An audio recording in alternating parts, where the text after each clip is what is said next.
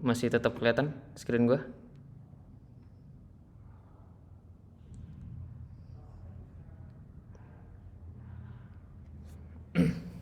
Masih ya?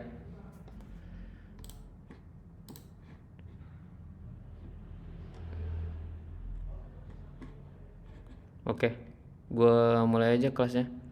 Jadi di kelas hari ini kita bahas Prisma.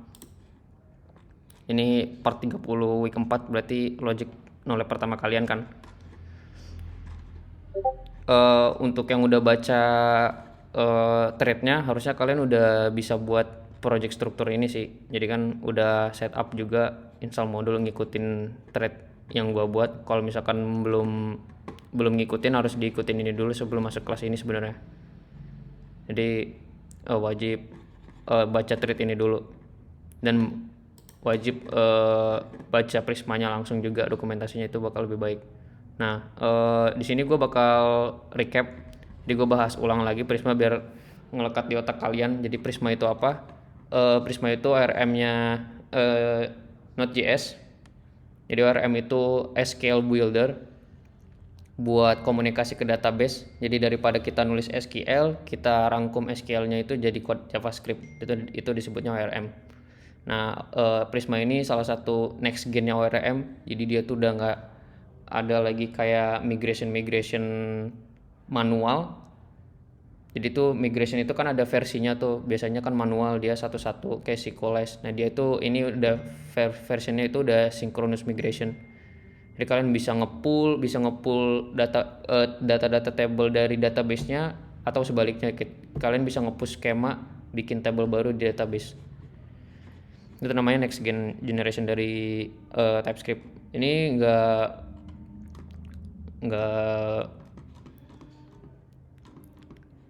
nggak yang susah-susah banget lah kalau belajar ginian tuh.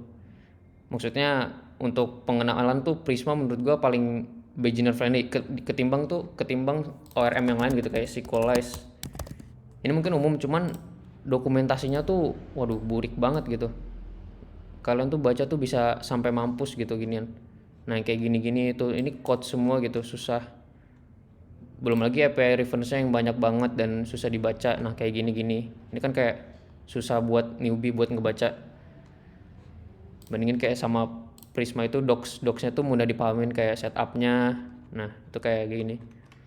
Terus kalau mau ngomongin konsep juga dia tuh nggak banyak-banyak gitu, nggak bertele-tele, terus dijelasin langsung sama dia kayak gini-gini. Nah kan kayak gue nggak ngebanding-bandingin ya, tapi emang bener-bener ngaruh. Soalnya gue juga datangnya itu dari SQLite. Makanya daripada kalian merasakan apa yang gue rasain dulu dan nangis banget baca dokumentasi kayak gini, ya mendingan langsung gue kasih materi yang lebih propernya gitu, yang ya udahlah yang udah yang gampang dipelajarin sama kalian gitu. Jadi itu untuk Prisma. Gue harus ngechat kalian sih terjemah lembur. Oke. Nah, lanjut. Jadi kita udah ngomongin Prisma itu apa. Ada yang sedikit mau gue bahas juga. Jadi Prisma itu bentuk modelnya kayak gini kan. Kalian udah baca. Jadi bentuk skemanya itu dia satu skema dan kalian nulis table-tablenya. Jadi modelnya itu beda dengan kayak ORM lain. Biasanya kalau ORM lain itu dia harus butuh folder model buat nulis modelnya. Terus kalian migrasi setiap model yang kalian buat itu. Nah kalau di Prisma ini bentuknya itu ya dia punya versi sendiri yaitu Prisma Schema. Habis itu ini function-functionnya dari Prisma, ORM-nya ya kayak find unique, find many, itu udah biasa lah, ORM itu udah umum. Find many itu berarti kan buat nyari banyak, find unique berarti nyari user yang unik. Ini sama aja kayak select user, where emailnya berapa gitu. Terus join post where title-nya berapa gitu. Habis itu hassle free migration ini ya kalian bisa langsung nulis. Misalkan kalau mau nambah kolom itu kan susah banget tuh kalau di database. Nambah kolom tuh kalian biasanya harus antara hapus tabelnya terus kalian tulis ulang, atau nambah kolom terus kalian harus update. Jadi tuh kalian harus update SQL buat tabelnya kan. Nah itu ribet banget biasanya. Kalian harus ada 2 migrasi. Nah kalau di Prisma itu tinggal tulis tulis ulang aja, kayak tambahin kayak gini, terus tinggal npx prisma db push, ya udah tabelnya berubah gitu. Nah untuk data yang nggak konsisten, misalkan sebelumnya data postnya publish ID, created ad, author. Nah terus kalian nambahin kolom. Nah biasanya kalau misalkan data yang sebelumnya itu nggak punya dua ini, itu ada dua pilihan. Jadi Prisma tuh ngasih tahu, ini ada data beberapa yang nggak konsisten nih sama table baru, mau dibuang atau dibenerin dulu, atau kalian bisa kasih default value di sini. Jadi bisa dikasih default value body sama titelnya. Jadi kalian nggak perlu delete data-data sebelumnya. Jadi bisa dikosongin. Terus ada visual database browsernya, ini kayak visualisasi prismanya itu. Nah, kalian bisa kayak SQLite browser, jadi tanpa harus download lagi di desktop kalian bisa pakai Prisma Studio. Tapi karena gue pakainya Railway, jadi Railway itu kan udah termasuk studio juga ya, jadi kayak gini bentuknya. Jadi nggak bakal terlalu kepake si Prisma Studio, kecuali kalian emang setup MySQL sendiri di lokal. Nah Prisma Studio bakal kepake. Nah cara kerjanya ya, Prisma ini ada di server kita ya, berarti ada di API kita, terus ada database. Jadi Prisma ini yang bakal ngehandle semua komunikasi ke database. Klien itu requestnya dari depan atau front end. Nah ini ada workflow-nya Prisma. Kita nggak terlalu bahas lebih jauh tentang ini karena ini lebih ke cloud-nya. Jadi untuk automate proxy database kalian lah, buat bikin environment antara database yang development sama production. Nah selesai, itu aja sih highlight dari Prisma. Kita bakal langsung bahas konsepnya. Yang paling pertama itu data modelingnya ya. Jadi bentuk data modelnya Prisma itu kayak gini. Nah dia dibuat dari generator client, itu installnya biasanya install Prisma sama kalian. Kalau kalian ngikutin threadnya itu udah ada kan apa aja library yang perlu diinstal. Terus step-stepnya, pertama bikin Prisma generate, nanti kalian bakal punya Prismanya. Nah ada folder Prisma, nanti awal-awal tuh cuman skema Prisma doang, jadi nggak ada klien. Nah terus aslinya ini kosong, jadi ini gue coba hapus dulu. Nah kayak gini, jadi nggak ada data apa-apa. Terus nanti kalau kosong, kalian tinggal isi skema Prismanya. Nah itu kan challenge kalian. Nih di kelas ini gue bakal bikin skema Prisma dari awal sampai kita bikin controller buat to do usernya juga, sampai bikin route-nya. Oke, dari sini ada yang mau ditanyain sebelum kita ngoding?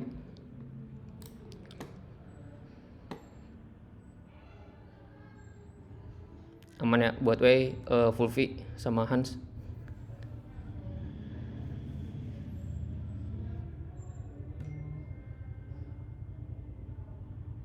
Aman, oke. Chat aja ya. Jadi ini kan kalian nggak bisa ngomong kan soalnya. Jadi chat aja kalian aman apa enggak. Oke lanjut. Ini hapus aja SQLize.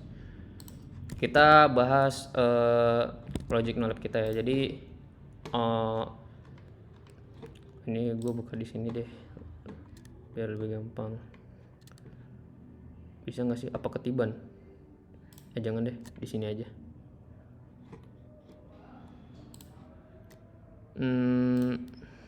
Prisma ya. Nah, jadi tugas kalian ini bikin simple to do list ya. Gue sebutnya fancy to do. Fancy to do ini ada dulu tugas hektif lah. Jadi gue namain fancy to do. Jadi kalian punya 2 table di mana si user ini bisa bikin banyak to do. To do itu kayak aktivitas yang mau dilakuin sama kalian lah. Jadi punya judul to do-nya apa, terus deskripsinya apa, sama status to do-nya pending atau udah done gitu. Nah to do ini relasinya ke user, jadi setiap to do itu pasti punya user ID. Jadi user itu nanti bisa punya banyak to do. Nah relation effect-nya kalau misalkan user di delete ya to do-nya semuanya ke delete semua. Oke langsung aja. Kalau misalkan kalian udah ngikutin thread ini, kalian harusnya udah set up app.js-nya sama index.js yang server yang udah kita buat. Jadi kita udah nggak lagi ngejalanin listen port di app.js, kita udah export app-nya ini jadi server app sendiri, habis itu kita listen di index.js. Jadi index.js ini yang bakal dijalanin sama package.js kita pakai Notman. Notman udah pada tahu ya, jadi ini kayak library buat debugging di Express.js atau di Node.js. Jadi kalian nggak perlu jalanin server ulang kalau misalkan kalian ada otak-atik di code kalian. Nah kalau misalkan udah ngikutin thread-nya, itu bakal jalan kayak gini. Nah pertama yang perlu kita lakuin, kita setting skemanya, karena skemanya kan masih kosong. Jadi kita bakal buat skema baru.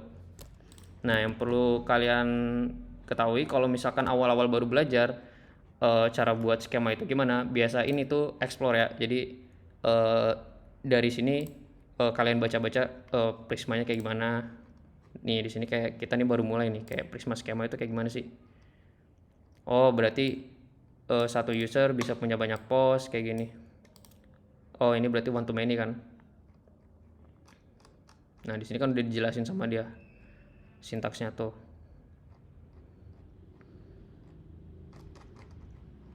Nah dilihat dari sini kan udah tahu ini kan tipe data. Habis itu di sini kayak functionnya Prisma buat ngedeclare si ID ini itu fungsinya buat apa, dan ini parameter-parameter di setiap kolomnya. Jadi misalkan kalau ID bentuknya integer, terus dia nandain kalau ini primary key. Habis itu ini default value-nya. Jadi default dari ID ini auto increment. Habis itu ada datetime. Nah ini kalian bisa explore sendiri dari data type-nya, bisa ditulis langsung di sini. Jadi ada data type. Terus ini default file. Ini berarti parameter default, berarti sekarang atau now. Email, habis itu kita punya parameter unique, default, langsung kita coba aja ya. Jadi ini kalian di P1 udah boleh kopas, jadi terserah kalian mau nulis ulang atau kopas, jadi bebas. Nah yang perlu kita harus bikin kolomnya berarti kan samain kayak sesuai sama yang kita pelajarin atau sesuai sama logic no lab-nya di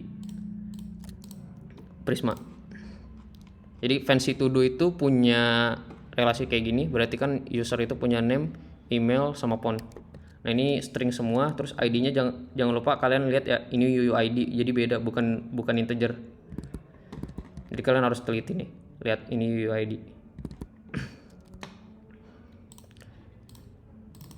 Nah ini bisa pakai UUID. UUID-nya Prisma itu khusus, jadi kalian bisa lihat cara dia declare UUID. Ini langsung search aja di documentation kalau misalkan nggak tahu. Nah ini dia punya nih. Nah kalian bisa bikin kayak gini kan. Oh ternyata cara bikin UUID-nya kayak gini. Berarti ya udah kalian bisa langsung declare type-nya apa. Berarti kan type-nya string, terus dia tandain ini primary key, default value-nya berarti UUID. Nah sesimpel itu. Terus kita lihat lagi, lanjut name, email, sama phone kan. Berarti ada name, email, terus di bawahnya berarti phone. Nah ini karena kita tahu ini varchar semua, jadi otomatis semuanya string ya. Nah perlu default value nggak? Karena gue pengen maunya ini semua wajib, jadi gue nggak perlu ada yang default value ya. Jadi semuanya wajib ini, name, email, phone. Nah jangan lupa kalian ini kan relasi ke to do, jadi gimana caranya user ini punya relasi ke to do. Sebelum itu kita bikin modul to do-nya dulu. To do itu punya ID, sama juga kayak di atas, berarti UUID kan. Ini suara gua aman ya?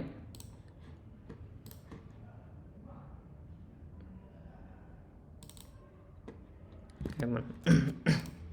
Just cek aja.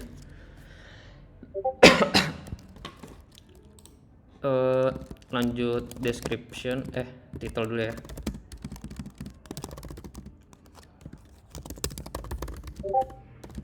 String. Nah ini biasanya kan nggak rapi, kalian rapiin aja sendiri, bebas caranya. Sama status string. Nah relasi kan berarti Ini kan antara dua table kalian harus ngerelasin. Nah, seperti biasa baca lagi dokumentasinya. Jadi kalian search misalkan relasi one to many, karena ini kan one to many kan. Nah ini, one to many relation overview. Langsung baca-baca. Oh, nah ini kelihatan nih. Caranya berarti kan kalian harus declare ID yang mau direlasiin, dan many-nya ditaruh di relasi yang pertama yang mau bikin kalian one to many itu apa. Jadi one-nya si user punya banyak post, itu berbentuk array, postnya array of model post. Di dalam post nanti declare one-nya, yaitu ID-nya dari setiap user. Nah di sini langsung aja bikin, berarti di sini kita punya user ID. Berarti kan user ID-nya string karena ini UUID ya. Nah terus kita bikin relasinya ya, user ini berarti ngacu ke data user kita. Nah ini bisa langsung bikin kayak gini. Nah ini berarti kan tipe datanya user kan. Terus kalian bikin relationnya. Nah ini copy aja biar cepet. Relationnya berarti field yang mau di relationship ini berarti kan user ID. Nah reference-nya itu kan ke ID. Nah ini bakal error dia kalau misalkan kalian nggak declare relasinya di user. Jadi di user itu harus punya banyak to do kayak gini nih. Berarti kita punya do's, to do. Ada chat, oke nggak ada. Nah jadi seperti ini relasinya one to many di Prisma. Nah jangan lupa kita punya tugas relation effect. Berarti kan kalau misalkan usernya di delete, semua data to do-nya itu bakal ke delete juga. Nah ini disebut cascading. Jadi kalian harus declare cascade di Prismanya. Nah di sini ada cascade di Prismanya. Cascade itu ada berbagai macam. Kita lihat dokumentasinya lagi.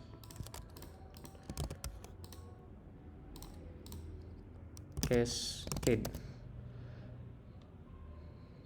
Nah, referential action. Nah, jadi kita kan bakal mau relasiin setiap dia delete, berarti kan dia harus ngatur jadi cascade. Berarti on delete salah. Nah, di on delete ini dia punya, dia ada restrict, set default, set null. Kita pakai yang cascade. Nah delete child record berarti parent juga ke delete gitu sih. Retrieve constant value, oh dia langsung cascade ya, berarti nggak string. Oke. Nah overall kayak gini sih Prisma untuk to do list. Nah setelah kalian declare Prisma skemanya, jangan lupa kalian harus push skema ini ke database kalian. Kita pakai Prisma DB push.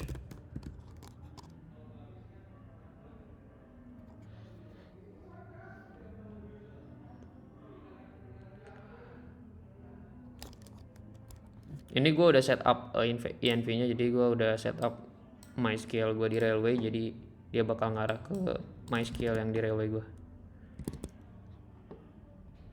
Nah ini kalau udah berhasil kita cek. Nah jadi ada to do sama user.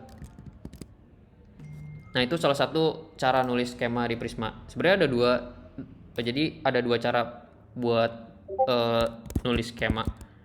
Jadi antara kalian nulis skema dulu terus push ke table kalian dengan cara db push, atau kalian bikin table dulu di database kalian terus kalian pull ke skema Prisma, itu bisa. Nah itu powerfulnya si Prisma. Jadi menurut gue belum lihat si ORM yang bisa ngelakuin itu, cuma gue baru lihat Prisma doang yang bisa kayak contohnya kayak gini nih.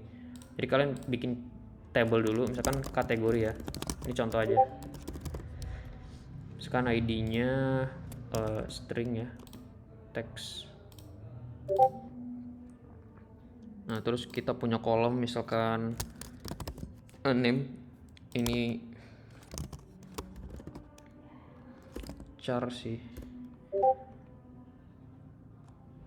karakter ini gue nggak tahu sih Kak, dia tuh karakter ngalah ke varchar atau enggak, tapi coba karakter dulu aja deh. Nah ini buat contoh juga. Nah kalian kan punya 3 table nih di sini, sedangkan skema Prisma kalian kan 2 table. Jadi ada cara antara kalian nulis table di sini atau bikin skema di sini terus push. Jadi kita bakal ngambil skema terbaru kita yang ada di database kita dengan cara npx prisma db pool. Jadi sebenarnya ada banyak Prisma itu komennya. Nah ini kalau kalian lihat, kalau tulis npx prisma itu kelihatan semua example-nya. Ada init itu buat bikin prismanya kalau misalkan belum ada folder prisma. Generate itu buat generate prisma client. Jadi di belakang itu klien itu harus di generate dulu sebelum kalian bikin file ini. Jadi sebelum bikin file client JS, kalian generate dulu prismanya ini buat ngadain prisma client di project kalian. Sudah Prisma Studio buat ngebrowser data. Ini migrasi. Nah ini kayak manual migrasi kayak ORM lain, tapi gue jarang make. Gue biasanya make pull atau push, jadi lebih gampang. Ini validate itu buat ngevalidasi prismanya udah sama atau enggak. Bisa ada format itu kayak ngedata ulang prismanya. Nah ini kita pakai db pool buat ngepull data skema terbaru dari database yang udah kita update. Jadi ada kategori di sini.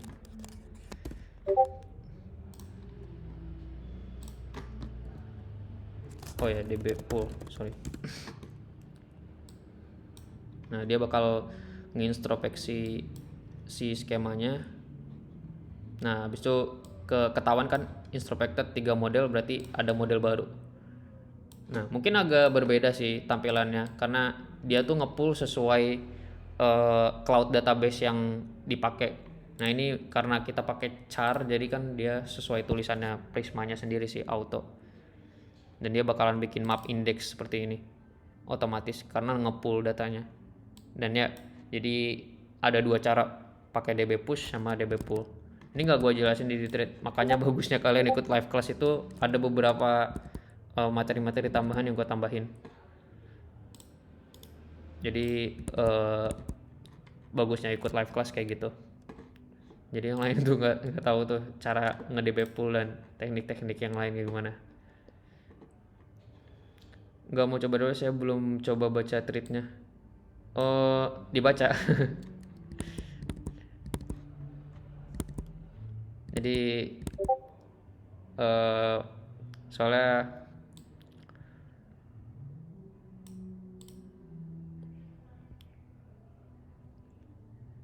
boleh agak kurang jelas. Oke, jadi bedanya db push sama pull itu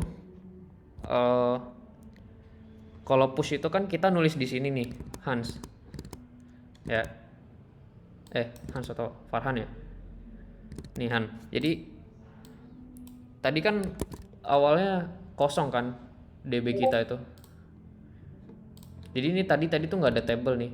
Jadi ini tadi nggak ada table, terus kita nulis user tadi kan kayak gini kan. Nah kita tuh nulis user sama to do kan. Tadi ada 2 doang, terus kita tambahin table baru nih Han di sini nih. Nah sedangkan skema kita masih 2. Jadi ada 2 cara sebenarnya. Bisa aja kita hapus ini semua, jadi nggak ada skema sama sekali, dan kalian nggak usah nulis skema gitu. Kalian ya udah manual bikin table di sini. Jadi itu bisa sebenarnya. Habis itu kayak ada 3 table kayak gini, kalian db pull masuk ke skema kalian semua. Jadi fungsinya db pull itu kebalikannya dari db push. Jadi kalau db push itu nulis kayak gini terus kita push ke database kita, dia bakal create table sesuai skema kita buat. Atau db pull itu ngambil skema dari database yang udah kita buat. Sampai sini paham nggak? Ya, jadi ada 2 cara buat nulis skema. Antara kalian nulis skemanya prismanya langsung, atau kalian buat tabelnya dulu di database terus pakai db pull. Jadi kalian gak nulis skema tuh, bener-bener gak nulis skema. Jadi kan bisa aja kayak gini. Jadi kalian tuh udah punya table yang banyak, jadi kalian udah ada database nih. Dia udah pada database terus kalian mau pindah nih, mau pakai Prisma. Jadi kalian daripada nulis skema manual eh, ulang kayak nulis semua ulang nih, mendingan kan DB pool aja kan. Di pool relasinya juga dapat semua sama, otomatis Prisma bakal ngebaca semua kayak gitu. Oke, lanjut ya.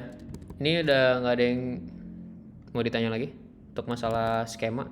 Setelah ini kita udah lanjut buat ngoding root pertama kita. Oke, boleh.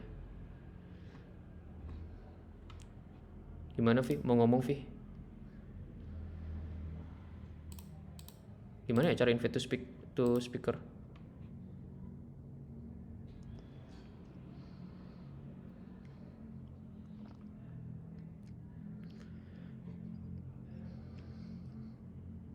Iya, selama itu nggak ada datanya ya tabelnya. Kalau ada datanya nanti Prisma bakal ngasih tahu dia dia mau dihapus atau enggak. Nanti tinggal dia saja. Iya, iya, tinggal npx Prisma db push.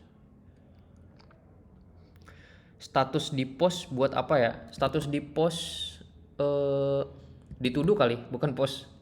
Ini kan To-do itu kan aplikasi buat nge-track aktivitas kalian kan. Misalkan kalian mau bikin aktivitas di hari Jumat, contohnya kan ada misalkan di hari Jumat. Nah ini kita tambahin lagi deh, bagusnya ada date ya, atau due date. Kayaknya emang ada due date deh kalau nggak salah. Tuh coba. Nggak ada ya, nanti gue tambahin deh. Jadi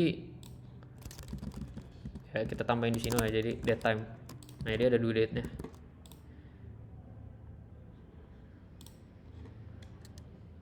Nah jadi misalkan kalian mau nulis to do yang di hari Kamis, nah itu kan belum aktivitasnya kan belum dijalanin kan, makanya statusnya pasti pending dulu. Nah kalau dijalanin baru diupdate kan jadi done. Kalau misalkan aktivitasnya udah dijalanin, itu simpelnya to do sih, cara kerja to do. Nggak coba bulan boleh, bebas sih sebenarnya, yang penting nge-track status aja.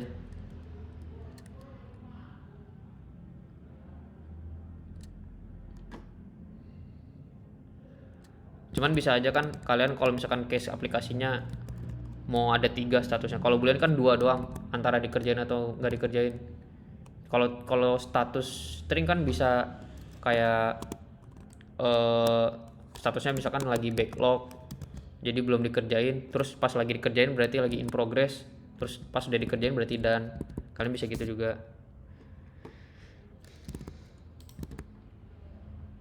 Iya betul, jadi bisa track 3 status, sedangkan kalau boolean itu cuma 2, tergantung kebutuhan aplikasinya sih. Ini kayak cuma contoh aja. Ada lagi yang mau ditanyain sama skema?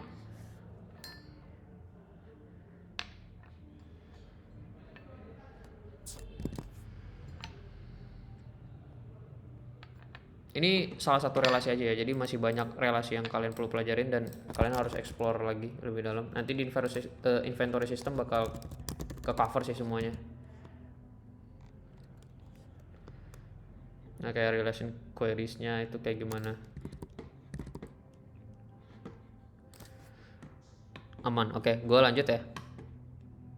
Ini biar kita, ini udah 30 menit, jadi kalau itu nanti dijelaskan nggak yang di closing live, yang index. Ini mau gue jelasin. Baru mau gue jelasin. Ini mau lanjut. Ini kita baru bahas skema dulu. Nah ini kalau udah kelar skema berarti kan kita lanjut bikin app-nya kan. Nah ini simple app-nya yang udah gue bikin. Jadi kalau di npm rundev dia ada tanda hello world. Kalau di tes tuh, nah ini udah jadi, berarti kan server kita jalan sebenarnya. Buat ngecek aja. Nah ini kenapa gue bikin terpisah, karena bagusnya itu kalau backend kalian mau di deploy ke prod, itu bagusnya dipisah. Jadi komen-komen yang bakal khusus buat jalanin app-nya itu bakal di sini, karena nanti kalian bikin handler gitu. Nah pertama yang bakal gue mau jelasin ini kita nggak bakal jalanin servernya kalau belum connect ke database. Jadi kita butuh Prisma client dulu. Ini kita ambil Prisma dari client sini. Ini udah pada tahu ya. Jadi Prisma ini instance dari clientnya. Ini kayak DB di SQLite. Jadi Prisma ini yang bakal kita pakai buat query. Jadi kayak gini nih. Prisma, terus nanti misalkan table kalian ada find. Nah ini instance-nya jadinya. User ini modelnya kayak gitu. Nah di index.js kita bakal ngecek kalau misalkan ada instance Prisma, kita kasih tahu kalau ini tuh udah connect ke database, terus jalanin servernya. Jadi kita bikin server, terus server kita assign appliston. Nah appliston ini udah bakal jalanin server. Jadi server ini hitungannya instance server kalian yang udah jalan di port berapa gitu, misalkan port 3000. Jadi server ini masih bisa dipakai gitu servernya. Nah ini masih banyak nih tuh. Kalian bisa pakai function express kalian. Karena kan kalau sebelumnya di app di listen aja ya udah server kalian app kalian itu nggak digunain lagi setelah di listen. Padahal setelah itu masih banyak hal-hal yang bisa kalian lakuin. Terutama bisa close server. Jadi ada kalanya kalian setiap server down atau tiba-tiba mati kan, hal-hal kayak gitu kan harus di-handle pas mati servernya. Nah ini kayak bisa kalian handle. Nah contohnya ini namanya exit handler. Jadi kalau misalkan mau dibikin exit atau dia mau di close servernya, kalian bisa handle ini. Jadi kalau pas ada namanya function server.close, ini tuh kayak expressnya itu mau di close sama dia. Nah ini stop the server from accepting new connection atau keep existing connection. Jadi ini mau nge-close eventnya daripada jalanin servernya terus. Nah pas nge-close event biasanya kalian bisa handle kayak ngasih tahu email, kayak send email ke user kalau server lagi mati atau lagi maintenance, itu bisa. Jadi bisa dilakuin kayak gitu perlakuannya. Makanya exit handler ini perlu. Nah ini proses exit ini ya buat nge-close connection service-nya, itu metodenya dari Node.js. Ini kayak karena Node.js itu kan dia non-blocking I/O. Ini gue jelasin simpel aja ya. Jadi tuh pas server kalian jalan itu sebenarnya connection panel kalian di Express itu dari Node itu jalan terus. Nah pas kalau di exit handler itu kalian harus specify nih server kalian tuh ada berapa. Nah di contoh kita ini kan server tuh cuma satu, makanya kita kasih tanda satu. Dan itu ada sebenarnya Node.js itu bisa bikin pecahan server, yaitu node worker. Itu nanti kita bahas lebih lanjut di week 5, tapi sementara kalian belajar ini dulu untuk gunain satu server aja. Makanya yang di exit itu satu. Nah terus unexpected error handler. Jadi ini tuh kayak kita bikin handling kalau misalkan ada hal-hal yang gak keduga. Contohnya kayak sesuatu error yang nggak bisa kita tangkap di error handler, kita bakal handling di sini kayak error-error yang nggak di expect sama kita nanti konsolok aja errornya, habis itu dibikin exit handlernya. Nah proses on inilah yang nangkepin itu semua. Jadi kalau misalkan ada error yang gak ketangkep atau ada promise yang gak ke handle rejection ya, kan biasanya asynchronous kalian itu susah kan ngehandle nya, atau ada yang gak ke catch, ada yang gak ke track promise-nya, itu kita taruh di function unexpected error handler ini. Jadi kalian bakal exit servernya daripada servernya hidup tapi error terus gitu. Jadi mending dimatiin servernya. Itulah perlakuannya fungsi index.js ini. Nah terus gunanya seekterm apa? Jadi seekterm ini lebih ke sama sih perlakuan terakhir. Jadi kalau misalkan emang ada hal yang gak terduga, ini kan kayak tiga ini kayak penampung di bawah nih. Kalau misalkan ada hal yang gak terduga terjadi juga kayak connection loss atau kayak gimana, dia bakal manggil seekterm ini. Nah misalkan kalau udah manggil seekterm, berarti seektermnya di retrieve, terus kita cek servernya, kita bakal close servernya. Sama aja sih kayak gini. Ada yang mau ditanyain nggak terkait index.js?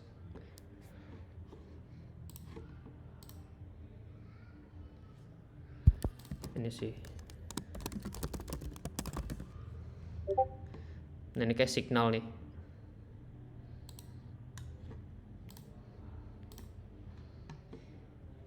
Uncount exception. Iya. Ini bawaan dari Node.js-nya. Iya, ya. Jadi proses on ini kayak nge-tracking Node.js kalian apa yang terjadi gitu. Jadi kalian tuh bisa nge-tracking si Node.js ini lagi ngapain. Biasanya dia tuh nangkepin tuh ada rejection handlet, ada warning atau uncount exception. Nah, dia tuh kayak listener tuh, kayak dia nge-listen semua function atau event-event. Karena kan si Node.js itu cara kerjanya kan call stack tuh ya di belakang. Dia tuh sebenarnya bikin event tuh sebelum masuk ke call stack-nya. Nah, proses on ini buat nge-listen event-event itu semua. Jadi setiap kalian misalkan app.js nih jalanin app use, dia bikin event. Jadi dia send event kayak gini. Misalkan run middleware kayak gitu. Sama juga perlakuannya untuk error. Jadi kalau misalkan ada error promise, jadi dia send event gitu. Send event kayak gini. Terus errornya ada perlakuan nggak? Kalau misalkan ada perlakuan ya berarti misalkan errornya retrieved. Kalau misalkan nggak ada perlakuan berarti uncount, karena nggak ada yang nangkep semua error itu. Jadi fungsinya proses on gitu. Ini bawaan dari Node.js. Makanya nggak ada perlu manggil apa-apa kan dari proses. Itu kayak include gitu kah? Berarti di project asli bisa lebih banyak ya, nggak cuma 2-3 baris seperti itu, bisa banyak. Tapi ya ini sih yang paling dipakai di project asli. Ini udah project asli kayak gini. Kalau project biasa ya udah main di app aja, nggak perlu handle kayak gini. Ini kan udah project asli nih kayak gini, buat ngehandle yang nggak terduga. Nanti kalian bisa tambahin code-nya di sini. Mau handle seperti apa sesuai project-nya. Misalkan project kalian aplikasi bank, jadi mobile banking. Nah, daripada user marah-marah pas servernya down ya kan, kalian bisa send email, send notification ke user biar ngasih tahu kalau servernya lagi maintenance.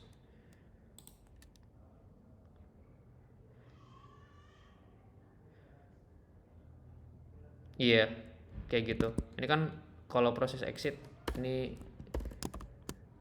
nah tuh code-nya.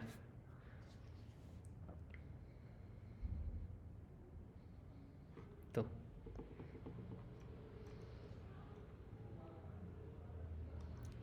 Jadi satu itu nandain node worker ke code-nya sih.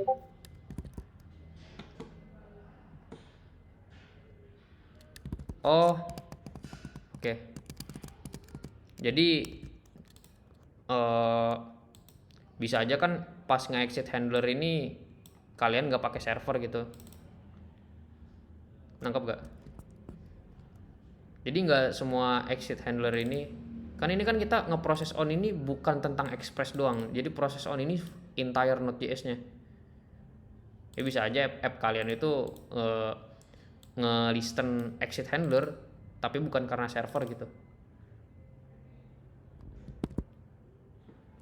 Jadi semuanya bakal kita listen, makanya perlu nih aus. Jadi kalau misalkan ada server baru nge-close servernya. Kalau misalkan nggak ada ya udah kita exit aja. Gitu sih.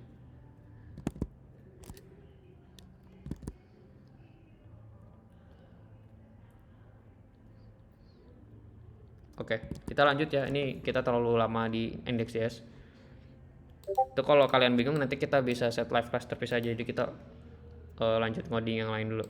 Setelah kita bikin index.js, kita perlu setup. Paling pertama setup root dulu ya. Jadi seperti biasa root itu kan express router. Jadi kita bikin define dulu si routernya dulu. Kan ini kalian udah tahu kan, jadi kalau express router itu bisa kayak gini. Kita instance expressnya dulu deh. Jadi kita bikin require express, habis itu kita bikin router express.router. Nah, router ini yang kita bakal kita pakai. Nah, karena kita bikinnya index.js, jadi kita bakal define user sama to-do-nya itu di parent root kita. Ini struktur yang lebih bagus. Jadi kita bisa kayak gini, root use, terus misalkan parentnya apa, ini kita bisa bikin define user, terus nanti kita bakal ngambil user root. Ini anggap kalau misalkan kita udah punya user root ya, jadi kita bikin dulu. Terus kita ada root use to do, terus ada to do root. Nah, nanti kita define root kita di sini. Jadi ada user root, berarti kan require ngarah ke user root, habis itu ada to do root ngarah ke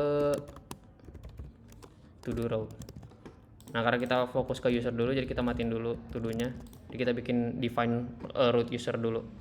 Jadi seperti ini yang metode propernya lah buat router.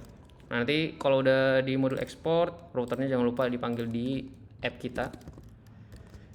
Bisa di sini app use router kan berarti.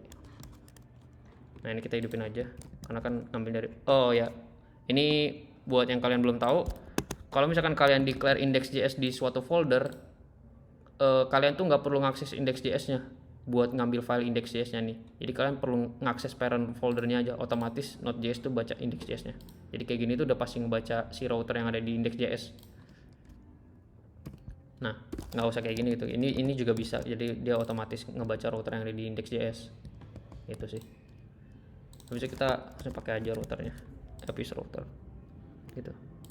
Terus kita define user root karena di sini ada using user. Sini kita bikin sama lagi ya. Jadi sebenarnya kalian bisa close aja. Terus router yang paling pertama get si user dulu deh. Ini buat contoh aja sih. Ini kita ngetes kalau misalkan get user, kalau root kita itu benar-benar jalan atau enggak. Biasain ngetes dulu ya. Nah, di sini ada yang menarik nih. Jadi karena kalian udah declare parent user di sini, kalian tuh nggak perlu slash user lagi buat get user. Jadi kalau udah slash kayak gini tuh ngarah langsung ke usernya. Gitu. Ini kita coba. Nah, jalan. Terus kita cari. Nah, ini kan kita udah bikin di parent root user di index.js. Nah, muncul send-nya. Itu jadi cara setup router yang bagus. Jadi kalian di user root ini kalian tinggal main slash aja, nggak ada slash user lagi. Slash usernya ada di sini. Oke, itu user. Jadi kita bikin rootnya dulu, rootnya user. Habis itu kita bikin controllernya, baru kita bikin service-nya. Oke. Ini langsung aja, berarti sebelum di sini seperti biasa kita bikin controller. Jadi kalian bakal dapat user controller di sini. Dan ini nge-require dari si controller. Nah, ada di sini gitu. Ini bakal nge-define user controller kalian. Ini kita bakal bikin controllernya. Yang paling pertama itu ada, ini gua fungsional ya, jadi kalian bisa kelas atau fungsional bebas. Jadi ada get user, get users, karena get user itu banyak. Dan itu ada callback rest sama next. Next itu sebenarnya belum dipakai, jadi kita pakai rest sama next dulu. Nah, ini ada get user. Terus modul yang lupa di export. Nah, ini bisa pakai objek exportnya, jadi kalian bisa ngambil metode control user dari sini. Nah, get user itu nanti bakal ngarah ke service kalian. Jadi komunikasi ke database itu pakai service ya. Jadi kalian punya user service dari service. Nah, kayak gini. Nanti user service ini yang bakal ngehandle semua komunikasi database. Nah, Ini contohnya seperti ini. Nah, di root berarti kan kalau mau get semua user, tinggal user controller get user, itu otomatis dia bakal ngarah ke callbacknya si get user. Bisa kita define komunikasi ke database-nya dulu. Ini kita ada folder service, di sini user service. Nah, kita ambil instance Prisma, jangan lupa kita punya instance Prisma dari klien kita. Klien kita itu ada di luar. Nah, di sini di klien.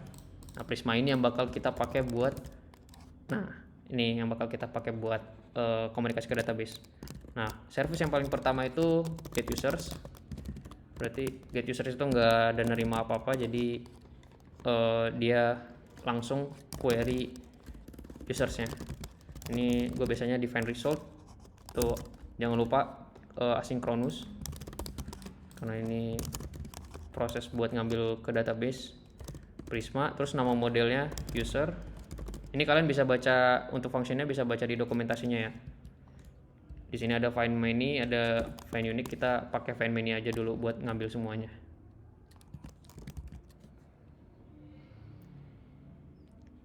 Nah, ini langsung bisa return resultnya. Oh, udah. Buat contoh aja sih. Nah, itu habis itu kita di export si function usersnya buat kita panggil di controller. Ini udah ada yang pakai cara kayak gini sih, beberapa murid. Nah, di sini kalian udah declare user service, harusnya udah bisa pakai. Nah, sebenarnya ada cara yang lebih bagus buat ngambil function, kalian bisa kayak gini, jadi udah ada gitu get users. Tapi ya boleh pakai ini buat nandain kalau ini tuh user service. Const ini sama result, jangan lupa kalian ini pakai asynchronous. Nah, karena kita pakai async berarti try block catch. Ntar di inventory system bakal enhance code-nya ya. Jadi kita bakal refactor nanti pakai cat async yang kita buat sendiri. Sementara pakai block try catch dulu. Control errornya, perlakuan error itu seperti apa. Kita bisa res status. Ini res status. Biasanya status code-nya itu ya 500 aja sih buat ini bisa send atau JSON, itu bebas, tapi yang paling umum itu biasanya JSON sih, atau send juga boleh, send object juga boleh. Apalagi ya yang bakal bisa dikirim error itu sebenarnya banyak sih, tapi yang paling umum sih JSON sih, soalnya itu paling gampang dibuat. Jadi ada beberapa hal yang bisa kalian lakuin sebenarnya buat nge-send ini, tapi ya gue pakai send aja deh buat contoh biar lebih gampang aja sih. Nah, bagusnya itu kalau mau nge-send response itu consist 3 part atau 3 hal. Ada status ini berarti status code-nya ya, ini yang contoh kita 500. Message-nya apa, kalau misalkan error berarti kan di sini contohnya get users, error aja, error. Habis itu ada datanya, misalkan ada data errornya gitu. Nah, ini bebas sih kalau misalkan data errornya apa, tapi gue bikin datanya 0 aja. Nah, ini untuk perlakuan error. Nanti kita bakal bikin dynamic, jadi kita declare sekali doang di error handler, itu bisa dipakai di mana aja, tapi sementara kita pakai kayak gini dulu aja. Habis itu ngambil usersnya dari model await, karena kita asynchronous, user service get users. Nah, selesai. Ini kalian bakal dapat sih semuanya usersnya itu. Ini gue define user aja jadi biar konsisten. Habis itu kita seperti biasa res status. Kalau misalkan get itu apa, biasanya 200. Habis itu send sama consist 3 part, jadi ada 3 part ini. Kita copy aja 200 juga get user sukses berarti kan. Nah, datanya ini result kayak gitu. Nah, ini contoh root pertama kita itu buat get users. Kalau udah selesai, kalian bisa cek lagi user root-nya, berarti kan tinggal ke sini. Nah, get users, message get user sukses, datanya kosong. Oke, sebelum lanjut ke CRUD-nya, gue mau kalian seperti biasa bikin collection postman biar kalian testingnya lebih gampang. Ini gue namain Wake Prisma. Fancy to do aja deh, Fancy to do, karena ini nama projectnya Fancy to do. Untuk CRUD ada yang mau ditanyain nggak sebelum kita lanjut ke CRUD? Root, controller, sama model untuk struktur baru aman ya? Oke. Kita lanjut bikin postman collectionnya. Jadi kita setup dulu Fancy to do. Nanti kita ada folder, berarti kan ada 2 service yang kita buat atau 2 API. Itu ada user sama to do. Nah, di sini ada user sama to do. Kita bakal fokus ke user dulu. Kita bisa add request. Sebenarnya bisa bikin environment di sini. Jadi kalian nggak perlu nulis localhost lagi di sini. Ini bisa setting environment. Nah, contohnya bisa add, ini pelajaran baru lagi nih. Jadi ini global environment aja deh. Atau Fancy to do environment boleh. Nah, kita bakal define host kita dengan initial value-nya itu http lokal kayak gini ya, localhost 3000. Nah, ini depannya kayak gini. Jadi daripada kalian nulis ulang, kalian bisa pakai global env. Nah, ini bisa pakai hostnya. Oke. Nah, kita bisa pakai environment Fancy to do. Nanti kita bakal dapat host. Nah, host ini consist sesuai value yang kita declare tadi. Ini sama kayak environment variable di code sih, tapi khusus buat postman. Jadi kalian bisa kayak gini terus ke user. Nah, jadi lebih gampang. Jadi kalian nggak perlu declare localhost 3000 lagi. Jadi kalau ada mau ganti, kalian nggak perlu ganti semua URL-nya nih. Jadi kalian cuma ganti di sini aja, lebih mudah jadinya. Ya, karena dia nggak ngirim apa-apa, coba. Nah, udah dapet. Itu root pertama kita, dan kita udah bikin dokumentasinya. Udah sekaligus kita pakai environment variable-nya. Oke, kita lanjut buat bikin CRUD-nya ya. CRUD pertama user sama to do dulu pakai Prisma. Ini kita langsung seperti biasa, gue biasanya buat service dulu sih. Terserah, bebas, ada yang mau buat controllernya dulu, ada yang mau buat rootnya dulu. Sebenarnya yang paling enak itu buat service-nya dulu. Di sini gue bakal buat. Abis get user, kita ada create user. Ini harus perlu kan. Cons result, ini bebas sih mau kayak gimana. Tapi gue biasa pakai result itu biar enak aja. User, berarti kan ada create. Di sini Prisma itu punya create. Nah, create itu argumennya apa? Nah, ini biasanya create itu langsung datanya apa sih? Nah, kayak gini. Nah, datanya kan otomatis ID itu kita udah default UUID, jadi kita bakal isi name, email, sama phone aja. Berarti di create user bakal nerima body nih, bener nggak? Kita bakal nerima data. Gitu. Nah, ini karena gue pengennya samain sesuai skema, jadi datanya itu ya udah data aja, nggak usah ribet. Atau bisa user sih, atau user body, biar kasih tahu kalau ini tuh dari user body. Udah selesai, bisa kita return resultnya. Untuk create user, jangan lupa tambahin functionnya biar bisa dipanggil di controller. Ini untuk create user, terus kita ada update user sama async user body-nya juga yang mau diupdate apa. Terus kita ada cons result await Prisma itu punya update. User dulu, kita ada update where-nya dulu, karena kan mana data yang mau diupdate. Where-nya ID-nya itu berarti kan di user body-nya ini nerima ID. Atau kalian bisa declare user body sama ID kayak gini, ini boleh gitu. Jadi user ID-nya user ID. Nah, body yang mau diupdate berarti kan data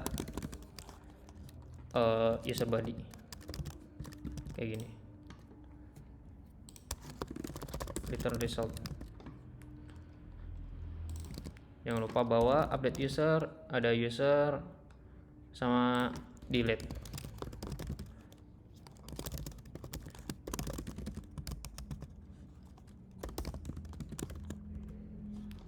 Asing ada user ID ya. Kalau delete biasanya const result. Ini nggak apa-apa declare aja semua sesuai resultnya. User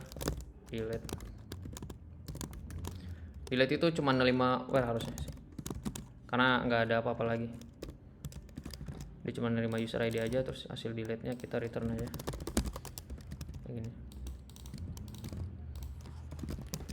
Oh ya, sama jangan lupa find one user. Jadi dari ada get users sama nyari satu users. Itu esensi dari CRUD kan, pasti ada find one. Dia ada user ID, dia dapat dari params biasanya. Const result void prisma. Dia ada, nah di sini ada banyak sih, ada find first, ada find unique. Perlakuannya juga beda. Tapi karena kita pakai user ID bisa pakai find unique sih, karena itu udah pasti unik. Where ID-nya itu berarti user ID kayak gini. Nah, ini di return aja sih besok.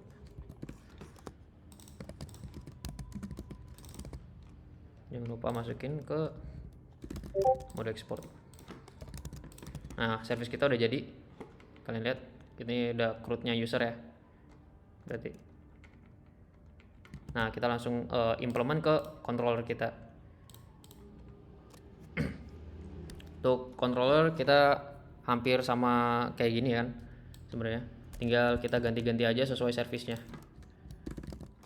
Jadi kita punya get user. Nah, terus di get user ini kita ngambilnya get user berarti, terus dapat params itu ID kan, karena kita ngambil paramsnya.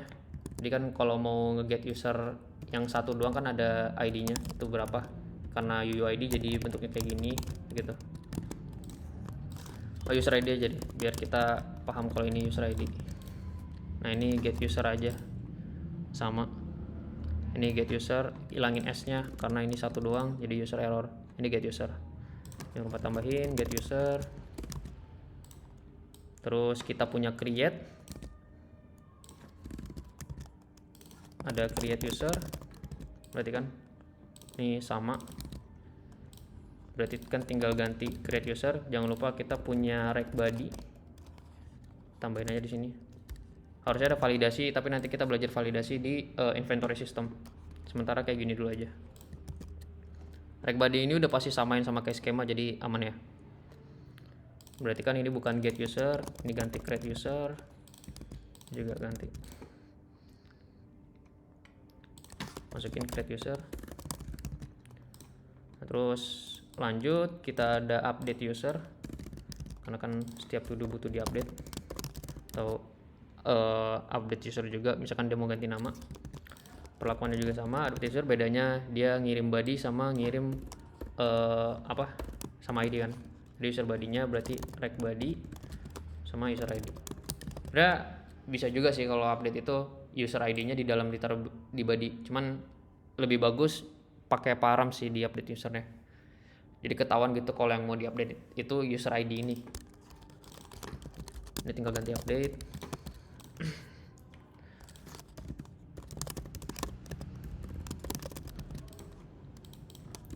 Terus sama, tinggal ganti ini delete user. Ganti function delete user. Dia cuma ngambil user ID aja karena nggak ada rect body. Ini tinggal ganti delete. Itu sih. Nah, ini CRUD kita. Ada yang mau ditanyain untuk CRUD-nya? controller di service. Jadi service itu fungsinya buat komunikasi ke database pakai Prisma. Controller seperti biasa buat ngehandling logic. Aman ya?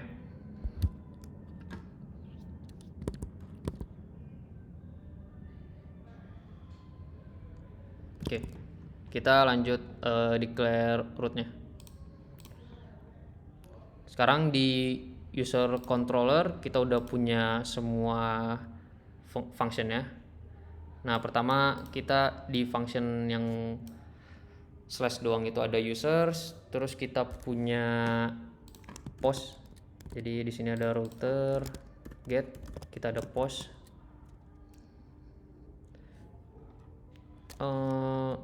Ini sama, jadi bisa bentuk yang ini sebenarnya bisa dibikin kayak satu karena kan kita post itu kan create user, URL-nya maunya user doang kan. Ini sebenarnya bisa dibikin jadi satu. Jadi kita bisa kayak gini. Sebelum router ini kita bisa declare root dulu. Nah, rootnya ini prefixnya itu slash. Jadi get ini udah nggak pakai gini lagi. Jadi langsung.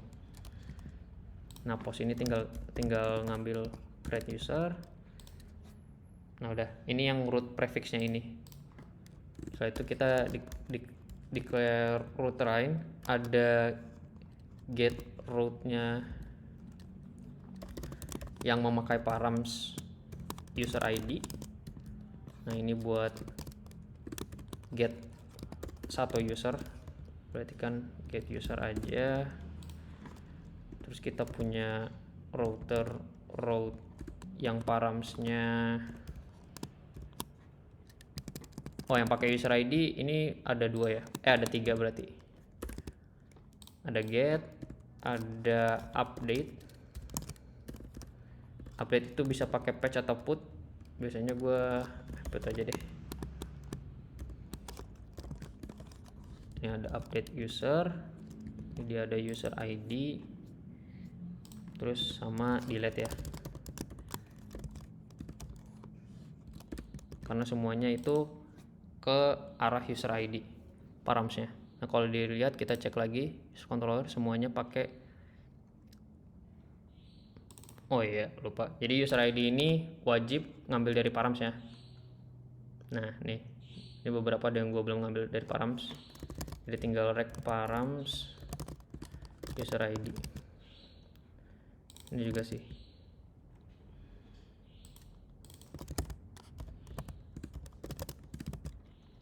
Jangan lupa cek code kalian itu udah ngambil yang benar atau belum. Nah, itu root kita, root user kita. Sekarang kita testing API-nya ya. Jadi kita bikin dulu request baru tuh post. Ini sama, bedanya cuman metodenya aja. Jadi kita bikin ini create user. Save dulu. Nah, body, jadi sebenarnya kita bisa pakai URL form encoded sama JSON kan. Yang paling pertama kita itu kita udah belajar parsing JSON, jadi kita bisa pakai raw JSON-nya di body. Sebenarnya bisa juga yang lebih gampang nih dari si Postman. Nah, ini kalau kayak gini sebenarnya masih belum bisa nih. Jadi body-nya tuh bakal error karena kalian belum ngeparsing si body ini. Nah, itu error dia. Kalau dilihat, nah tuh nama stringnya nggak ada. Tuh argumen name-nya is missing. Jadi rec body kalian itu nggak ada kalau misalkan dari formal encoded. Kalau dilihat pas create itu, ini sebelum sini kita console.log rec body-nya. Karena perlu diparsing sih setiap kalian mau nulis body. Nah, di sini nggak ada, kosong. Nah, tuh kosong bodinya, nggak ada di parsing. Nah, itu bisa diparsing lagi kayak bikin middleware express.json, tapi ini URL encoded. Nah, ini tuh buat ngeparsing URL encode yang ini, yang formal URL encoded. Jadi bisa bikin URL encoded, bikin terus extended, dibikin terus aja. Maksudnya apa? Jadi kayak buat ngaktifin body form URL encoded kalian. Nah ini kalau dites harusnya udah muncul name Faisal. Nah ini udah muncul bodinya. Itu sih. Jadi ini aktifin parsing JSON, ini aktifin URL encoded.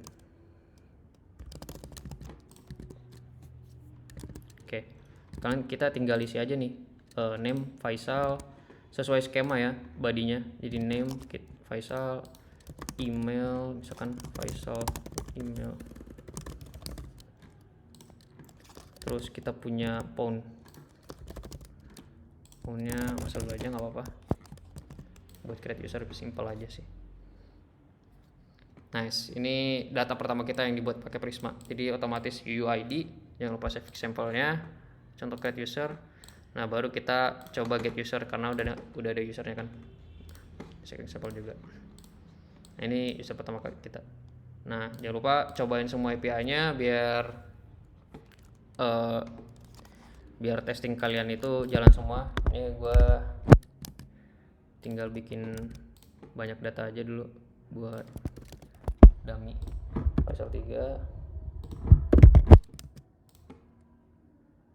Faisal 4 aja deh datanya.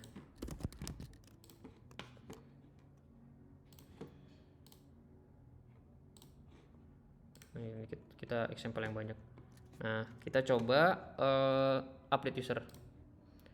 Tadi kita pakai Qt, jadi kita bikin add request baru sekalian aja ya.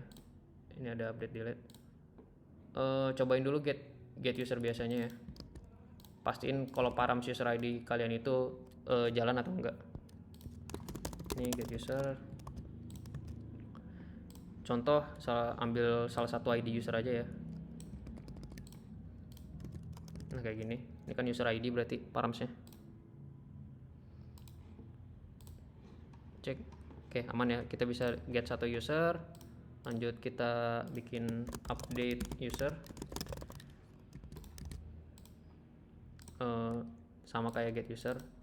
Nah kita mau ngupdate Faisal 2 contoh, jangan lupa ganti ke put. Ini bodinya. Nah ini kita karena udah aktifin form URL encoded jadi bisa. Nah contoh kita mau ngupdate namanya deh jadi Faisal update.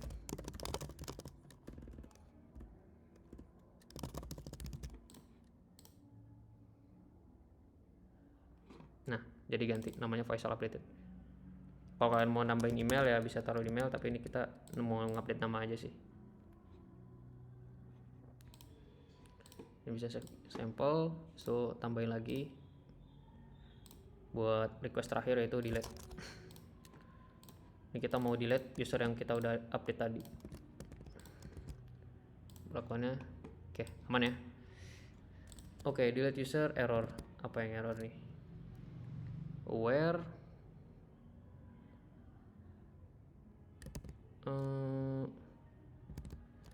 delete. Oh, user delete itu nggak pakai ID ya? Oh iya, sorry. Ini where-nya itu ID. Kayak gini.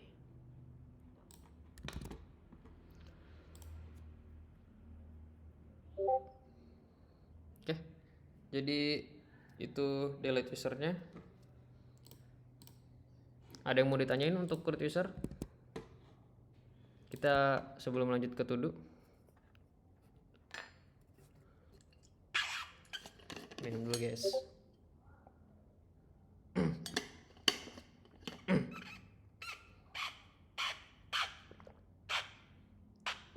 Ada yang mau ditanyain nggak sebelum lanjut ke to do?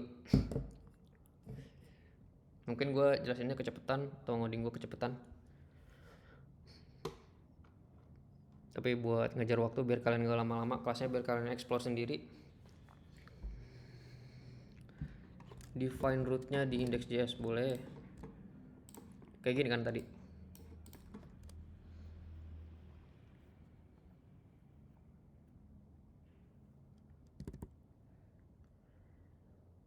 Aman?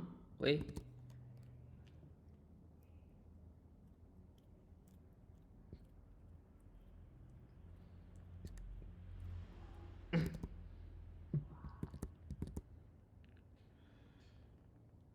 Cuman bingung aja kenapa nggak kebaca servernya. Maksudnya nggak kebaca servernya tuh. Ini berhasil kok semua. Oh maksudnya di punya lu, weh apa gimana?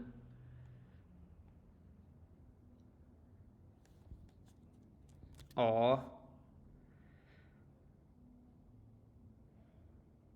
eh coba lihat rootnya.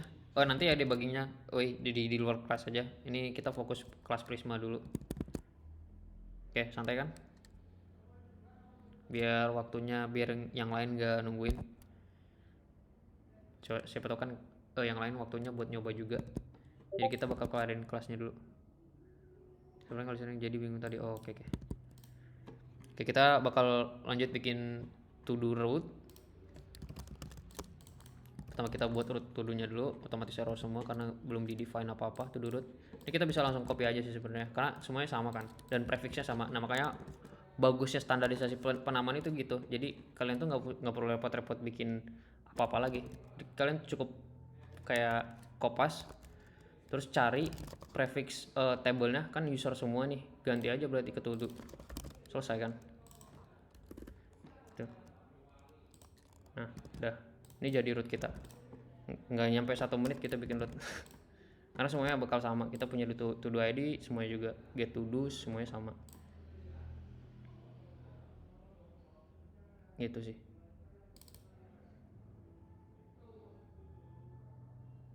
Nah, bedanya kan di to do controller nanti kan prefixnya cuman di beda-bedain. Nah, ini kalian harus ganti to do itu jadi T-nya gede kan. Nah, ini get to do, to do's, create to do, get to do, update to do, delete to do. Nah, ini kan semua prefixnya U-nya yang gede kan. Isinya semua sama. Ya kan? User to do. Nah, so kita di to do controller kita copy juga semua sama karena kan semuanya sama jadi kita cuman ganti ke prefixnya aja sih. Ini bisa AB atau ya.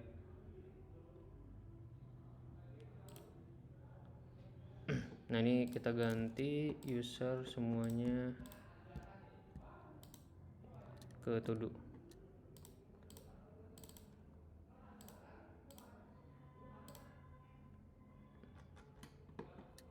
Ini kan ada 4 sama 10 yang ke tracking. Nah ini kita ganti ke to do. Bisa kita cari juga user, kita ganti jadi to do. Nah selesai. Karena semuanya sama sih, nggak ada yang beda. Nah ini karena rootnya masih belum di define, jadi kita bikin rootnya di sini to do route.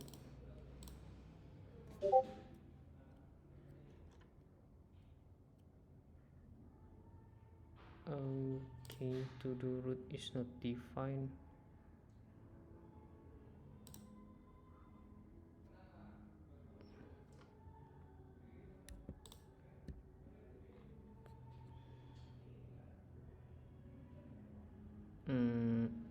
Oh router, sorry.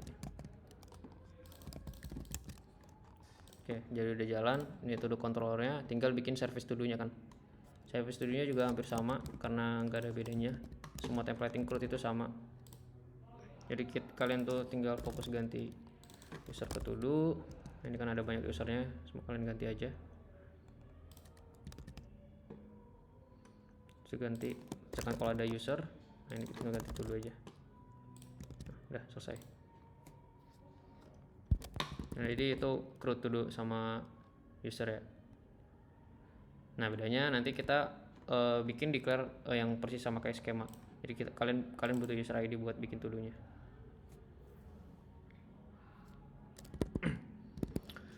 Kita bikin lanjut ke arah to do. Sebenarnya bisa copy juga sih dari user semua, terus kalian tinggal ganti-ganti, itu boleh juga. Jadi contohnya ini kita bakal delete. terus duplicate usernya, kita bikin ini jadi to do. Nah di to do kita tinggal ganti semuanya jadi to do. Ini get users berarti kan tinggal ganti aja get to dos. Ini ganti to do. Nah cobain cek dulu aman apa enggak. Oke, get to dos berarti sukses. Terus kita ganti create to do. Ini bakal create to do. Nah di bodinya nanti kita punya titelnya misalkan kita mau main basket, terus ada description main basket bersama anak RPN. Di description ada status. Nah ini status karena gue declare-nya string, kalian boleh ya statusnya bebas boolean atau string, tapi di sini gue bakal specify ini pending sama due date. Kita bagusnya kasih default sih, default value nya itu bisa now sebenarnya. Nah kayak gini, jadi kalian nggak perlu kirim due date untuk bikin to do, itu bisa, tapi karena ya ini bebas lah, tapi bagus itu dibikin now sih, tinggal jalanin push aja.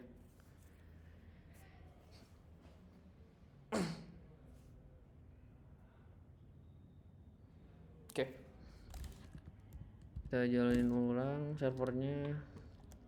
Udah specify now, jadi gue otomatis due date itu hari ini aja, jadi tanggal sekarang, nggak ngirim due date. Besok kita ada ngirim user ID. Nah user ID ini kita tinggal ngambil dari yang user kita buat aja sih. Contohnya nih kita mau bikin to do dari Faisal yang pertama, kita create to do user ID yang ini.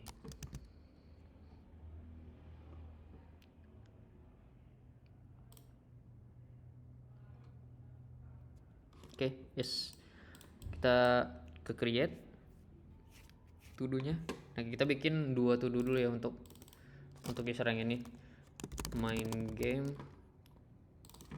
bersama anak RPN 2. Nah ada 2, jadi ada 2 task pending. Kalau di get to dos ini ke cover semuanya, so kita ada get to do ini sama, ganti aja to do nya, coba ambil ID dari to do.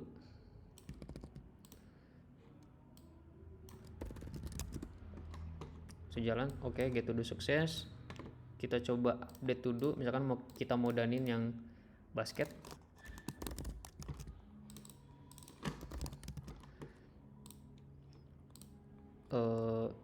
Yang basket mana ya? Nah ini basket yang pertama kita mau danin. Kita update to do, bodinya status kita bikin dan jangan lupa ini diganti. Oke, status done ya. Jadi kalau di get yang ini udah done, terus ada delete to do. Nah delete udah pasti ya bisa lah, tapi gue nggak mau ngapus to do nya, jadi terserah bebas kalian mau testing delete sendiri atau enggak. Tapi nanti kita bakal tes delete user buat ngapus semua to do. Oke, sekarang kita bikin sheet data, jadi kita bakal sheet semua data. Ini baru Faisal, terus kita ada Faisal 2, kita bikin data-data to do buat Faisal 2. Nah ini ada contohnya main Mobile Legend, titelnya habis itu main ranked ML bersama anak RPN. Oke, ini menarik nih, ada error field name user ID.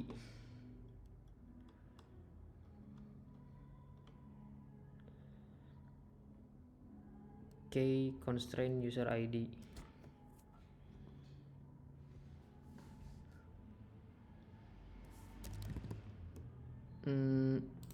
Kita bikin to do user ID-nya. Wait. Oh, sorry. Tadi Faisal 2 itu udah ke delete. Kita bikin file tidak berarti. Nah ini. Nah lanjut ngoding bersama, kita ngoding bersama anak RPN. Nah total ada 4 ya, jadi 2 punya Faisal 1, 2 punya Faisal 3 kayak gini. Nah sekarang kita bikin relation effect buat ngambil to do sesuai user ID yang kita specify. Berarti get to do by user. Kita bikin API baru buat get to do by user. Atau bisa juga get to do ini langsung aja specify user ID-nya. Gitu. Jadi kalian punya get to do itu punya user ID. Jadi daripada ngambil semua to do itu kan nggak bagus ya. Bagusnya itu di filter by user ID atau kalian bikin API sendiri. Itu bebas juga. Tapi ya kita bikin API sendiri aja nggak apa-apa. Jadi di new API ini kita get to do by user. Jadi kita bakal pakai fungsi relasi kita buat ngambil semua to do sesuai user ID-nya. Contoh kita mau ngambil to do yang ini, get to do by user. Nah ini kita buat ya, berarti rootnya. Nah di root ada user ID. Nah ini kan nggak bisa nih kayak gini, seakan-akan ini create get to do biasa nih. Nah ini hati-hati nih, berarti kita harus specify root baru, bener nggak? Misalkan get to do by user atau get by user, ini juga bisa. Jadi kita bakal bikin root baru, router root, yaitu get by user, specify user ID-nya yang mau di get mana. So kita bikin get, kita nanti tambahin controller get user lah. Kok di user sih, sorry ini harusnya to do. Nah ini di sini get by user ID, kita specify to do controller get to do's by user ID kayak gini. Nah ini belum ke create jadi makanya callbacknya error. Kita bikin di bawah sini deh. Sebenarnya sama kayak tinggal get to do's by user ID. Ini jangan lupa taruh di mode exportnya biar bisa dipanggil. Nah perlakuannya get to do by user ID juga. Nah user ID dapat rect params kan, get to do's by user ID sukses, atau by user sih lebih tepatnya, by user error. Kita lanjut ke service-nya. Buat service-nya dulu, jadi ada to do service, sama aja kayak get to do, bedanya dia di join aja sih. Dia punya user ID. Nah find many berarti kan bukan find many, berarti dia find to do nya find many where user ID nya kan, where user ID, enggak, jangan lupa objeknya user ID sama user ID.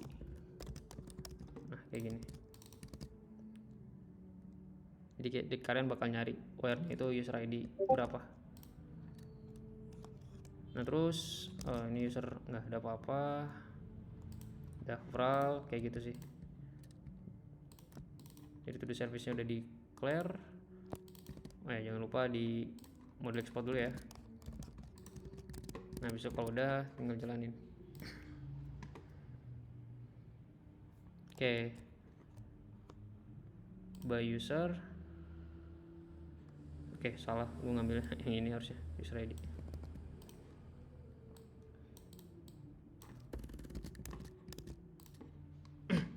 Oke, jadi dapat ya. Get to do by user ID. Jadi kita punya 2 user ID yang ini. Terus kita coba cari yang ngoding bersama. Mana ngoding bersama? Nah ini user ID yang beda ya. Nah kita jadi udah filter by user ID. Nah, sekarang gua mau bikin join table. Jadi setiap user dia bakal nerima to-dos yang dia punya. Tinggal gampang, tinggal eh, include aja di Prisma, nggak usah pakai join on, left join segala macam. Di user nanti kalian ada get users, define many. Nah, di sini ada objek, sebenarnya ada banyak ya di sini. Kalian bisa ngapain, include, where. Nah, di sini ada include namanya. Nah, include to do, to do's true kan berarti.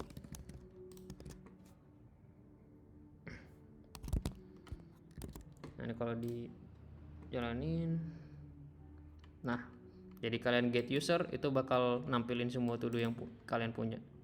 Nah, tuh user yang lain di sini nggak ada to do-nya. Oke, itu live class-nya. Kita udah bikin user sama to do dan sesuai relation effect-nya. Oh iya, kita belum coba relation effect buat delete. Jadi kalau misalkan kalian delete user, itu cascade-nya aktif, bakal delete semua to do-nya. Nah, contohnya kita mau delete user yang Faisal pertama.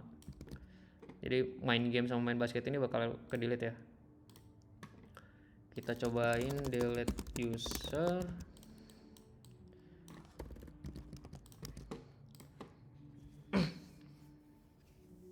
Nah, udah ke delete usernya, kita coba get to do's, harusnya sisa 2. Nice, sisa 2. Oke, itu aja kelasnya buat Prisma JS. Ada yang mau ditanyain terkait semua code-nya? Setelah ini kalian bisa langsung explore sendiri dan coba sih. Besok kelas ODM ya, jadi kita bakal pakai Mongoose.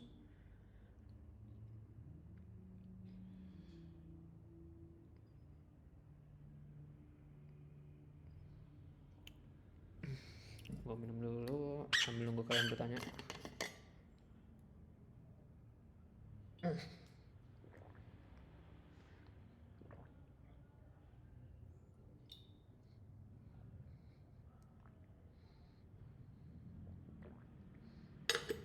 Atau kalau mau speak juga boleh, request aja kalau mau speak, biar kalian gampang nanya, terus diskusi sama gue langsung. Nggak tahu nih disuruh stage sama si Arkon, kayak malesin banget. Harus ada audiens ini, sosok event gitu anjir. Yoi, bener, explore Prisma sama standarisasi pattern code-nya. Nanti deep dive buat best practice-nya ada di inventory system, sama kita bakal explore function-function Prisma dan uh, kelebihan lainnya itu di next project. Untuk sementara ini buat explore awal-awal aja buat kalian tahu gitu. Soalnya gue belajar dari week 3, kalian itu susah di awalan doang kan. Nah, ini kayak contoh buat awalan aja sih.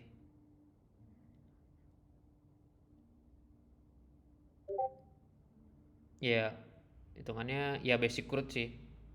Nah, nanti tuh bakal advance-nya di next project atau di akhir week.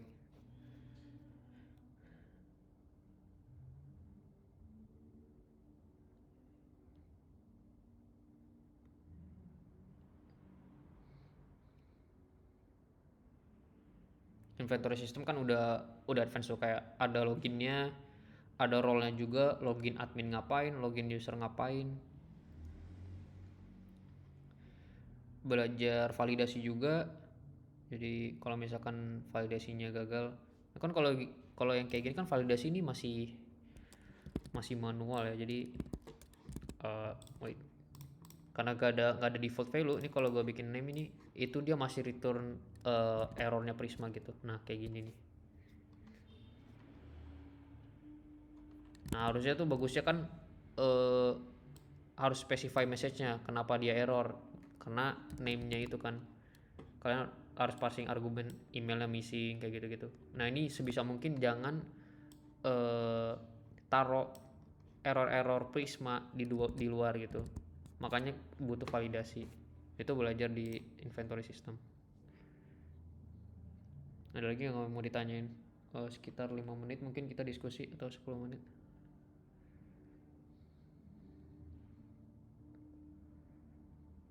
Ini struktur folder penamaan paling gampang. Kalau mau scaling, nanti di inventory system ada buat scalingnya. Ini contoh doang sih. Tapi penamaan masih kayak gini. Kalau scaling di inventory system. Kalau yang versi scalingnya kayak gini nih. Jadi daripada file kayak gini setiap root, nanti kalian declare lagi foldernya. Nih Han, contoh nih. Tuh. Jadi service nih punya departemen lagi. Jadi dia punya bagian lagi kayak address management. Ini satu API. Jadi satu address ini nanti punya dua API, district service sama province service. Ini declare jadi index.js. Di export jadi modul dua service ini. Jadi nanti kalau make, gue di controller punya banyak lagi manajemennya, ada address management. Di district controller gue tinggal pakai kayak gini nih, ngambil satu service management aja, terus gue specify ke district service. Jadi di sini gue punya district service sama province service kayak gitu. Nah, dua ini dari satu address management. Itu yang buat scalingnya sih. Terus yang versi scalingnya rootnya itu nggak kayak gitu. Jadi rootnya itu nanti ada folder lagi buat specify versionnya, ada version 1. Jadi kalian bisa bikin dua version sih, atau berapa version. Jadi version 1 ini bakal consist semua rootnya. Setiap root punya folder lagi. Seperti biasa ada district root, export routernya, bikin index.js, specify rootnya, di use mana, nanti export. Nah ini satu address management ini masukin ke index.js. Ini parentnya. Baru kalian specify si parent-parentnya. Kayak parentnya itu petnya apa. Nah ini satu kayak gini kan bisa jadi microservice, microservice, microservice. Ini buat scaling ya, contoh. Gitu. Nah kalian bikin default root juga. Nanti kalian juga bedain default root sama dev root. Dev root ini root yang bisa cuma diakses sama environment development doang.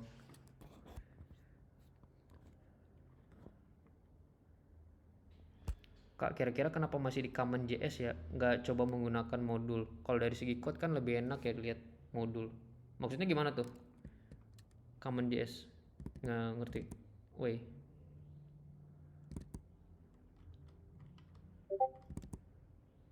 Require kan common.js. Oh, oke oke.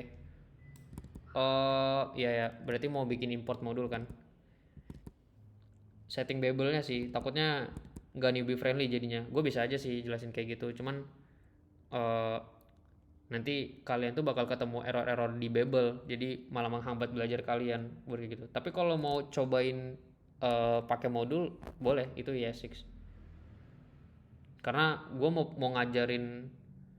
ngajarin modul itu di fase 2. Gue nggak tahu ya, Note sekarang itu versi 20 udah bisa tanpa Babel, tapi kalau dulu tuh buat bikin modul itu susah config-nya, ribet lah.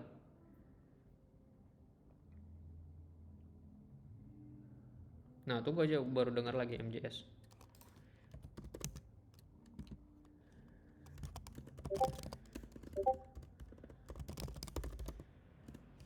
Coba MJS JavaScript. Oh iya, berarti kan dia nge-specify extensionnya dari modul ya.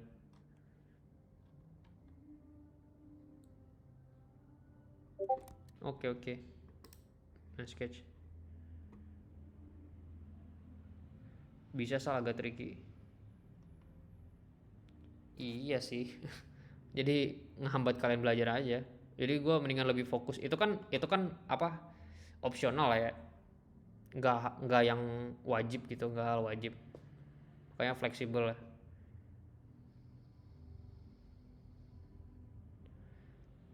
Ya itu bagusnya sih. Cuman kalau misalkan gue langsung ngajarin itu tiba-tiba nih gue langsung ngajarin modul, nanti kalian nggak ngerti. Kalau misalkan kalian kerja dan ketemu require, kalian bingung lagi. Sedangkan kalau kalian udah belajar dari dasarnya Common.js, kalian disuruh prepare bikin modul ya, kalian tinggal baca dokumentasi modulnya. Setidaknya Common.js dulu bisa. Karena gue yakin nggak semua perusahaan Indo udah pakai modul sih.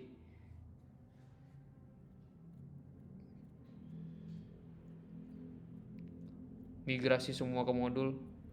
Beberapa startup doang sih yang udah kayak update kayak gitu.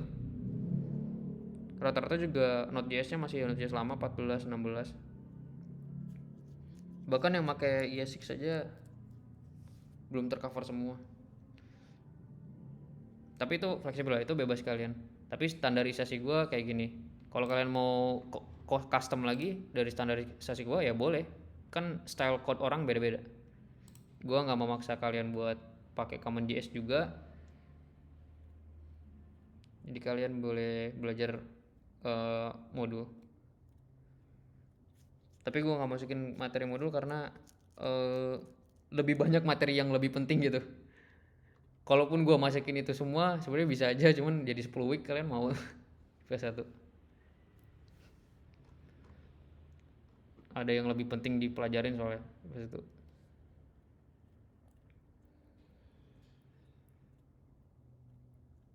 Ada lagi yang mau ditanyain?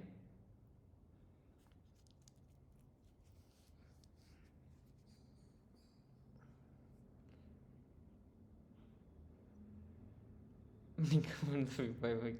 Ya satu modul itu cuma satu trade doang sih sebenarnya. Tapi perlakuannya beda. Ya hampir refactoring semuanya sih. Kalau misalkan ganti modul, kayak udah nggak ada lagi export modul, nanti modul export udah nggak ada, jadi kalian pakainya export doang. Tapi modul tuh bakal ketemu di fase 2, tenang aja. Di maksudnya di materi gue tuh pasti ketemu, tapi bukan di fase 1. Jadi bukan berarti gue tuh nggak ngajarin kalian di fase 1 kalian gak bakal ketemu modul, pasti ketemu.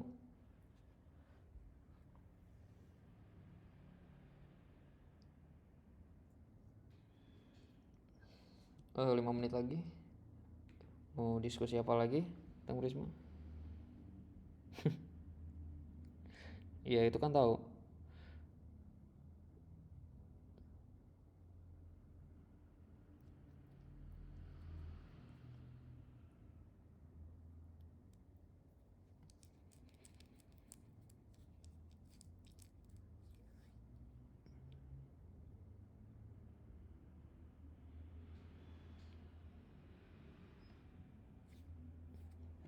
Ini, oh iya, ini gue